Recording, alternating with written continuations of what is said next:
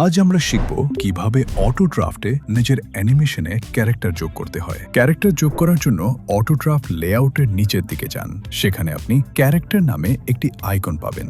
ওই আইকনে ক্লিক করুন। ক্লিক করলেই আপনি 500-এরও বেশি ক্যারেক্টার সহ একটি বড় লাইব্রেরি দেখতে পাবেন। এখন আপনি কিওয়ার্ড সার্চ করে নিজের প্রয়োজন অনুযায়ী ক্যারেক্টার খুঁজে নিতে পারবেন। উদাহরণস্বরূপ, যদি আমি ভিলেজার টাইপ করি তাহলে গ্রামের সাথে সম্পর্কিত অনেক ক্যারেক্টার দেখা যাবে।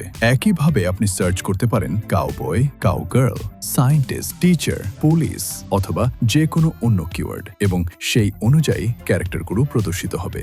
অটো ড্রাফট কিছু শর্টকাট ট্যাগও দিয়েছে, যেমন ডেসি ভারতীয় স্টাইলের ক্যারেক্টার, ওয়েস্টার্ন বিদেশি বা ওয়েস্টার্ন স্টাইলের character, Japanese anime character, European character, Indonesian character, গ্রাম ভিত্তিক ক্যারেক্টার। এই লাইব্রেরি শুধু মানুষের মধ্যেই সীমাবদ্ধ নয়। আপনি যদি বার্ডস ট্যাগে ক্লিক করেন তাহলে বিভিন্ন ধরনের পাখি পাবেন। অ্যানিমালস ট্যাগে ক্লিক করলে গৃহপালিত ও বন্যপ্রাণী দেখা যাবে। রিলিজিয়াস ক্যারেক্টার্স ট্যাগে ভারতীয় ধর্মীয় ক্যারেক্টার এবং বাইবেলের ক্যারেক্টারও পাওয়া যায়। এছাড়াও হরর ক্যাটাগরি রয়েছে, যা হরর অ্যানিমেশন তৈরির জন্য খুবই উপযোগী।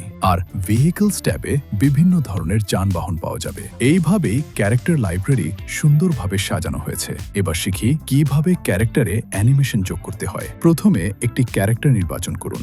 ধরুন আমি একটি গ্রামের ক্যারেক্টার বেছে নিলাম। সিলেক্ট করার পর আপনি দেখবেন ক্যারেক্টারটি 3টি পোজে উপলব্ধ: side pose, front pose, back pose. প্রতিটি পোজে আলাদা আলাদা অ্যানিমেশন রয়েছে। যদি আমরা তাকে ওয়াক অ্যানিমেশন দিতে চাই তাহলে প্রথমে পোজ নির্বাচন করুন, তারপর ওয়াক নির্বাচন করুন। যদি সাইড প্লাস ওয়াক বেছে নেন তাহলে সাইড ওয়াক অ্যানিমেশন পাবেন। যদি ফ্রন্ট প্লাস ওয়াকস বেছে নেন তাহলে ফ্রন্ট ওয়াক অ্যানিমেশন পাবেন।